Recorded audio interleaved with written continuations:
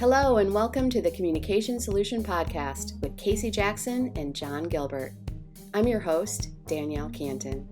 Here at the Institute for Individual and Organizational Change, otherwise known as IFIOC, we love to talk about communication, we love to talk about solutions, and we love to talk about providing measurable results for individuals, organizations, and the communities they serve. Welcome to the communication solution that will change your world. Hi, everyone. I'm Danielle Cantin with the Communication Solution Podcast. I'm here with Casey Jackson. How are you, Casey? Doing great. Awesome. Thanks, everybody, for joining us. We're really excited today to talk about a concept that is very near and dear to my heart and weave it into motivational interviewing. Casey, on one of our previous podcasts, we talked about the Mint Forum. It's a conference, motivational interviewing network of trainers, international, happens every year. You go. And in that episode, you mentioned something that I'm very intrigued with, and I'd like to talk about hope. And you mentioned that Dr. Miller was talking about hope and the value of hope. I'd love if you could weave in that concept. Does it relate to motivational interviewing? Did he say that it relates to motivational interviewing? And kind of help position hope within this construct for communicating. There's a lot to unpack with that. So it was fascinating, just like the conversation that you and John and I had about the book that Dr. William Miller and Dr. Teresa Moyers just published around, or relatively recently published around, the characteristics of the professional and how they impact outcomes. So that was not based in motivational interviewing. That was just like what produces positive outcomes. But when they did the research and looked at 70 years of data of where were the outcomes the most positive in healthcare, mental health, substance use, what were the factors? It wasn't the model, it was the characteristics of the helping professional.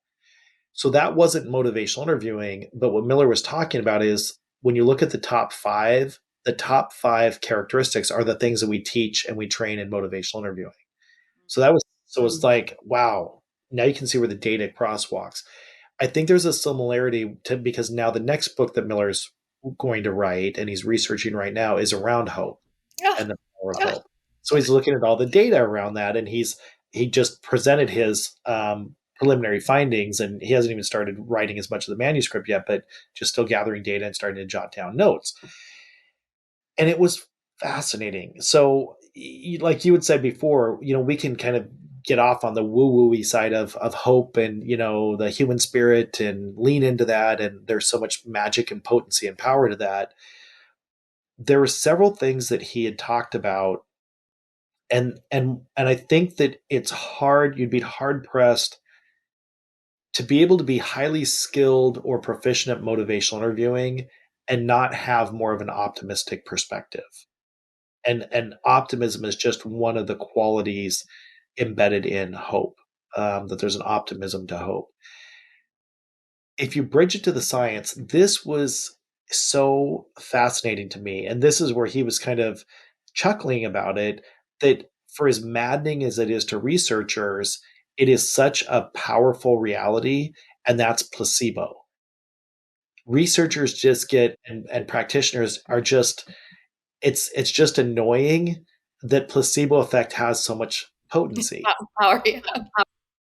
Because, no matter what the issue is, if people think it's going to work or think that it could have potential to help, that is the power of the mind or the power of the brain. So even though you're just getting the sugar pill, you don't have as much pain as other people that didn't take that sugar pill because they think it's some magic medicine.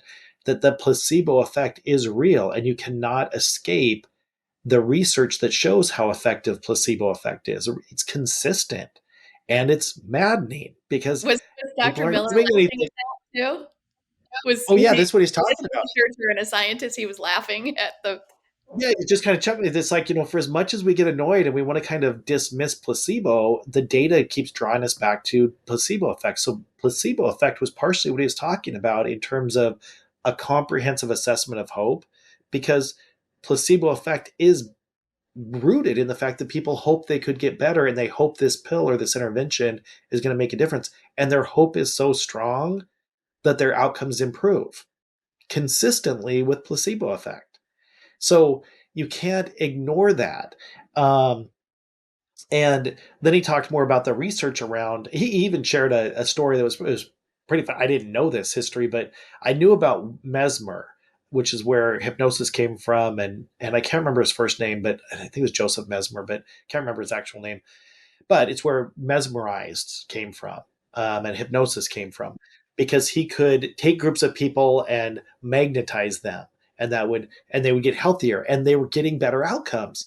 And and it was kind of ticking off the king, because it's like, this isn't magic. Is he magic? Like, what's going on? How can you just magnetize people and put them in a room, and animal magnetism and all these things he's doing, and people were feeling better and reporting better outcomes?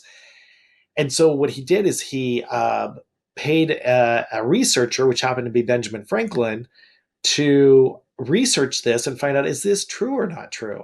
And even Benjamin Franklin was a little annoyed, because he disproved that Mesmer was being able to do the things that he said. So he disproved Mesmer, but what he couldn't disprove is that the actual reported outcomes and the measurable outcomes were better. So it was just, which it just goes back to that placebo effect of people think they can get better, or want to get better, or believe they can get better, and believe that you've given them something that will help them get better. That has a dose effect. That has an effect on people, and that's rooted in health. So you look at some of the research just around placebo effect, and that is based off the thing that people believe, or want to believe strongly enough that this could help them, that they physically or psychologically improve to some extent. That's So interesting. that's rooted in a concept of hope. That's interesting to tie it to motivational interviewing from my perspective, which is definitely novice, right? It's understanding that the people that get involved with training and teaching motivational interviewing are definitely, like you said, optimists, and they have that hope. They have that belief, right? Isn't that a premise of motivational interviewing? You have a belief that that person can make a change, that that person. This, this is interesting. So this is a great thing to bring up, Danielle, because what we do measure, and again, I want to really build these bridges between what we measure and what we believe and what we embody. What we measure is how you support autonomy and try to activate a sense of self, a sense of self efficacy, a sense of personal agency, which is going to be a Venn diagram laying over the top of hope as well too. So self efficacy and self agency is not necessarily hope, but to activate it, there has to be, on the MI practitioner's part, there has to be some belief that there's greatness inside this human being to unlock. There's potential to unlock, um, and that the individual has the keys to unlock that. So that is a component of hope. So that's not a placebo effect. But when he was talking about the dimensionality of hope, that is one of the dimensions. Is can do when we look into someone, are we looking in there with the intention to see that there is a greatness that resides within there? That's an aspect or a parallel to hope. They're called other things, but that these are all the dimensionalities of hope that Miller was starting to tease out. So, and the way I look at that immediately, or crosswalk that, is into, it's a variation of, or a striation of supporting autonomy and activating autonomy. Amazing. I think, you know, kind of growing up the way I have as an optimist, as somebody filled with hope, not to say I don't have my dark times or my times when I need others to help pick me up. And I've had plenty of forks in the road. I, thank God, have always kind of look to the hope, the high road, right? Of hope. Yes. That's where I'm happiest. So that's my natural place to live. And I know it isn't for others. And so I get excited when it starts to be connected in science with brilliant researchers and scientists like yourself, like Dr. Miller. Um, that gets me excited because I can't help but think from a business mindset, right? So, having worked with so many CEOs, part of what draws me to them is because they have that spirit of hope. They have that spirit of perseverance and all of those qualities I love. But when it comes down to it, at the end of the day, when they want to grow their business, you can't walk in a boardroom with investors and say, we've got hope, like, and like just sell on the hope piece. So, so how do we talk to the professionals out there and the leaders who know and believe, yes, they are aligned with what's possible, and so many of them are. But now, does this start giving us a tool to even further say, here's the data and the backing and the research to actually help you through those conversations with investors or whoever you need from a scientific standpoint, from a numbers standpoint, to kind of get behind um, action, putting into action the communication solution like this. I think there's two parts of it. One of it I think of is it's not that difficult. You don't have to dig deep to look at how positive outcomes are for businesses, for individuals, for our own mental health, our own emotional health. The more you look at people that are optimistic or embody hope and they operate from a place of hope, they do have healthier outcomes. They are more productive individuals. And in some ways, you can just step back and go, that we don't need, do we really need research? I mean, we have research to reinforce that, but you step back and just think, well, if somebody's excited every day and hopeful, they're probably going to get more done than somebody that's depressed and doesn't want to do anything all day. Like it just, so from that perspective of just a hope or hopeless perspective, the level of health healing contribution is going to be greater from that perspective. What Miller did distinguish between, which was fascinating, is he also talked about false hope or blind hope, and that has caused death and destruction in wars. That people were so hopeful and so believed blindly in a certain leader or a certain approach that people were massacred because they were so unprepared because they were so blindly hopeful that something was going to happen and they were just wildly unprepared for that. So hope doesn't actually blind hope doesn't hope is not the end all be all. It just because you're armed with massive amounts of hope doesn't mean that every outcome is the way that it could be because blind hope can get in the way. So he talked about looking at probability and possibility. If you're not looking at probability and possibility and you just have hope, that can just chew away at potential outcomes. You have to, part of hope is probability. Things will probably go well. The possibilities, which these have metrics associated with possibility and probability. If we're going to roll the dice, there's probabilities and possibilities. But I don't know if stake your entire, fortune on the roll of the dice either. Even if you are a hopeful person, those are the things that you start to, how do you mitigate um, hope while you're still maximizing the potency of it, if that makes sense.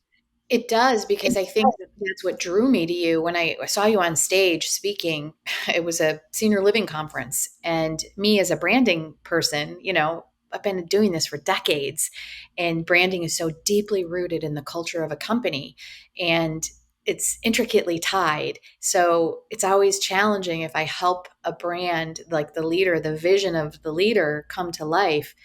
The checkpoint really is operations, right? It's like, are we really walking the talk and Yes. living this vision? Because that Yeah. authenticity, you might get away with it for a minute, but it will crumble. Yes. I saw you, I was like, oh my God, out of all the tools out there to help operationalize culture, the Yes. specific culture the leader wants ingrained in the company. I was like, oh, that was when I was like, the whole world needs to know about what you do, what you're teaching here. And to me, it's just like the name of this episode is like, the hope, the power of hope in business. It's just like, how do you actionalize hope? It's such a cool concept for me, cool opportunity. For so many people, and I'm gearing this toward businesses, but for, I think, any individual. It's interesting you bring that up, Danielle, because it's one of the things that in wanting to get the word out, because my charge in life, my mission in life is just to help people live happier and healthier lives. And if I can make a career off of helping people have happier and healthier lives, like it will be a life well lived for me. And what I was trying to figure out, and it's exactly what you're talking about, is I was seeing all these speakers that are inspirational speakers.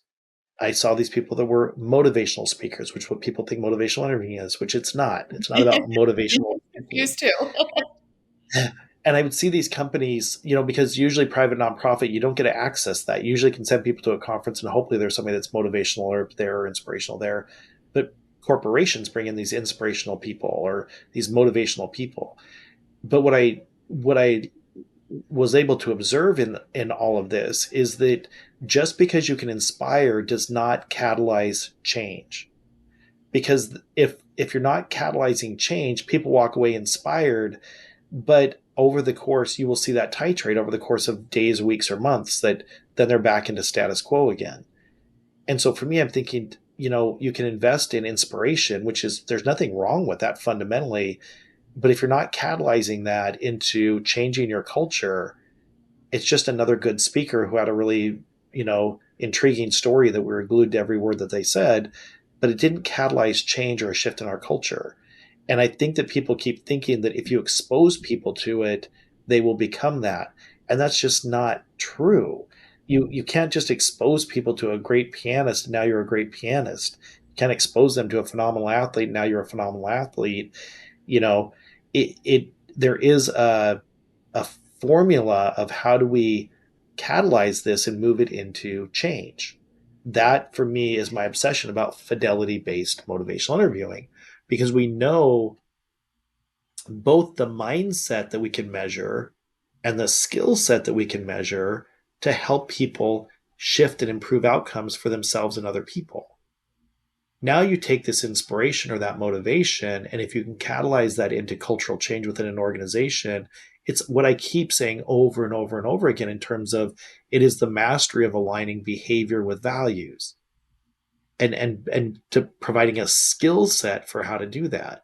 And when you do that, and now I take a step back to hope and think, if you have a workforce that genuinely believes in the vision and they are being supported and affirmed for that, they are more hopeful. Who doesn't want to be part of an organization? If you deeply believe in the vision, who wouldn't want to be a missionary for that organization? And if you can see those outcomes improving, which makes you feel more hopeful, it makes you want to go to work every day. So that's not because you're inspiring, it's because you're creating change that aligns with vision. So this for me is why you can't separate hope from that, but it's not about the hope in and of itself. But if you want your workforce to be able to move forward, feel stronger, if you as an individual professional just want to know at the end of the day, what I did, I know made a difference for another human being in a positive way, we can replicate that. We can learn that. We can master that. And I get nervous because even on a training I was doing today, what people tend to continue to be leery of is they keep having this fear response that there's something manipulative about motivational interviewing because it's so effective. And the only thing that's that effective with another human being means you have to be manipulating them. And it's just, I just feel like every day I'm trying to help people understand there is nothing manipulative about fidelity based motivational interviewing. Which is why you go But I at it think from intention, right? You always that's the start with difference. what's the Yeah, intention of the because so many people treat it as a manipulative tool. That how do you use MI to get them to take their medication? How do you get them to how do you use motivation to get them to not commit another crime? How do you use motivation to get them to do this? And it's like, well, what you're talking about is not motivational interviewing. One of the things that came out, I was I'm getting worked up. One of the things uh, that came out at the conference, and I had my moment of frustration. Because I was in a breakout on ethical and moral application of motivational interviewing, which of course that's a breakout I want to go to.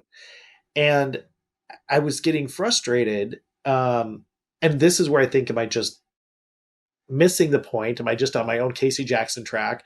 Or is it just that, okay, you're seeing things from a different way that really this is a healthier way to look at it? Because what came up in this uh, presentation, which becomes an open dialogue at a certain point in most of these, was one person was talking from a different country, was talking about how he was hired to train interrogators on how to use motivational interviewing. And so he's asking, they were talking about, is that ethical application of or motivational interviewing.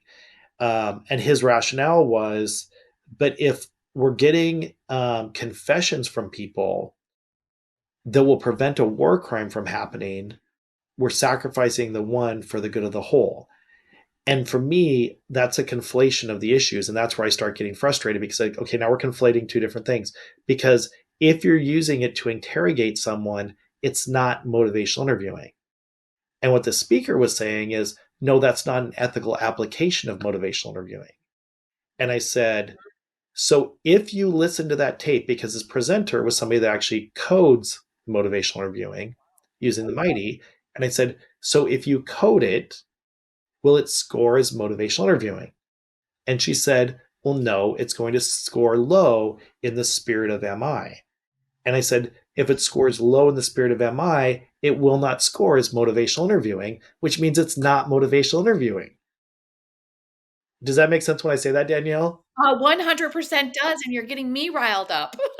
Yeah. Because I'm like, So then you're trying to get, you already claimed the result, and you're trying to use motivational interviewing to get that result. It's exactly, and this no. continued to be a theme of, well, I use it in this way, and this is how I've been able to navigate using motivation to get people to do what I need them to do. And I raised my hand again and said, if we're trying to get people to do what we want them to do, that won't score as motivational interviewing. It means you will be using reflective listening, open-ended questions, maybe even strategically responding to language, but you are not going to score high in the intentions on the mica or in the spirit using the mighty. So if you're not scoring in motivational interviewing range, it's not motivational. It's not motivational interviewing. So this is where I was maddening. And so finally, the analogy that I came up with, because you know my brain, I did my brain works in pictures. So what I told them is where I'm getting frustrated is what it sounds like.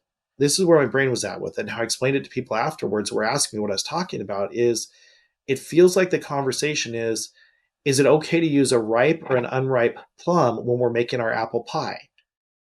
And I'm like, it doesn't matter because you don't use plums in your apple pie.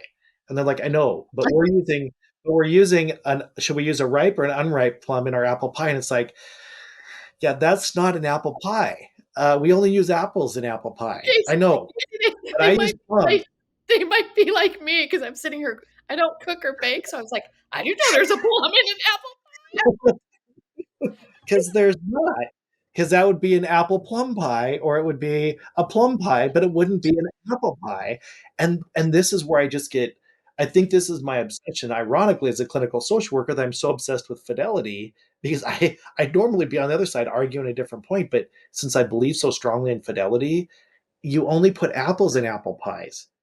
Yeah, I know, but I use because we only have unripe plums. It's just like that's what I use. It's like which is fine. It's probably an amazing plum pie or a plum pudding, but it's just not apple pie. So let's not say that, well, this is a variation of apple pie when you're not using apple pie recipe.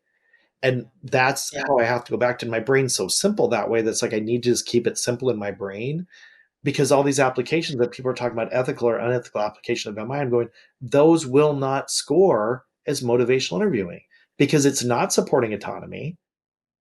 It's not trying to expand the person's sense of control. You're not partnering to get to their best outcome, which means in the MICA, it will not score as motivational interviewing, no matter how nice, no matter you could do everything out of your mouth could be a reflective statement from the beginning to the end, and that does not make it motivational interviewing. That just makes it a lot of reflective listening. And I think people keep conflating these concepts, and I keep trying to go, I'm not, we need to be clear what are we talking about? And this is why I think it's so important when we're talking about hope in that same vein. Yeah, and the way my brain translates this too, because it's fascinating about interrogation. You got me gave me a lot to think about there because I know that hostage negotiators, call you in for help and support. In that realm, I know where I met you was senior living, and you had to work through your own ethical issues of like, oh, okay, am I going to help all of these companies that want me to, the two areas I see you working in is sales training, right? So, or human resources predominantly within a company. And for the sales piece, what was really important to you around this topic of what happened with the interrogation conversation is that the leaders in the organization has to be fully committed to MI in terms of allowing in senior living, for example, a prospect looking to move into the community. You have to be willing to help them come to their best conclusion for themselves, Absolutely. not the end game is they must move into our place. And so that was where you were like, oh, I don't know if we can go down this route. How many years ago? And then you realized, oh, there are companies really willing to do that, to really put their walk their talk, to put their money where their mouth is, and just say, yes, let's help people through one of the most difficult decision points and points of change in their life, whatever the outcome. And then they see the result. Obviously the results are there, that their occupancy always increases, but it's really interesting because you are committed to whoever you're working with, that they be aligned with that Well, message, that the intention. absolutely, and the thing that I'm the most committed to is not bastardizing what motivational is. I think that that's where I get so frustrated is that I hear people saying they've implied or they, we'll use MI in our agency or we use it in our organization. And then I watch the interactions and I'm like, well, this is an MI. And again, that same analogy, because I always use that kind of grandma's recipe analogy for fidelity is, when you hand me a graham cracker with some chocolate chips melted on the graham cracker and I take a bite of it and they're saying, yeah, this is grandma's chocolate chip cookie recipe. And it's like, no, it's not. It's a graham cracker with melted chocolate chips on it. It doesn't even taste like what I know, but this is how we do motivational interviewing. It's like, well, that's not motivational because motivational tastes like a very specific hot out of the oven chocolate chip cookie that your grandmother makes. Like that's a very specific recipe. So when you hand me a graham cracker with some chocolate chips melted on it and I take a bite of it, I'm going, well, this is an MI. The response where you say, no, it is MI, it's just our version of it. It's like, well, no, because MI is this very specific recipe that is measured this specific way. But motivational is such a catchphrase because there's so much funding that's offered around it that Right. people want to say that they've been through MI training and we use MI in our organization, but we have to use it this way because of our population. And it's like, to me, there's a gap in the training and understanding of what motivational really is then. And then Um, the harm starts coming in when the data doesn't prove it out. And it's just like, oh, you exactly. didn't get the outcome and the results that are amazing that you're used to seeing. If somebody doesn't do that, you know where to look. It's like, I don't think you really implemented motivational interviewing, because the evidence based research is there that it works. Danielle, that is right on. That's exactly it. Because when the data doesn't bear it out, and then it just causes a writing reflex to me. Because then I hear, well, we used MI and it doesn't work with our population. I'm like, I know it works with your population. You may not be using MI, and usually what it comes down to is they're trained on good communication skills, great communication skills, reflective listening, open-ended questions, but that doesn't make it grandma's recipe motivational learning, which is why I always use that same analogy with cooking is, yeah, there's all sorts of recipes that use flour and show you how to whip the butter and when to add the sugar in and when you add the vanilla in. That's the basis for 1,000 different baking recipes. But those 1,000 recipes taste completely different because from there, which recipe are you using? If you're using grandma's recipe for motivational, it will taste the same every single time. And you'll get the outcomes associated with it every single time. So it shouldn't taste like a graham cracker with some chocolate chips melted on it. That's not And motivational interviewing, you know? Even now though it has all the you've expanded your stories to plum pies. That oh one god, got yeah.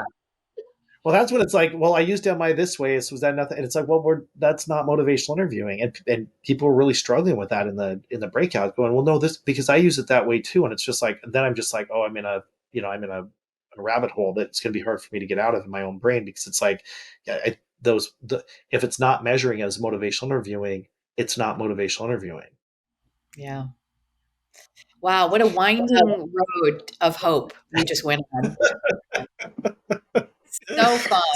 Gosh, I could talk Yes, to you forever, Casey. I love this stuff.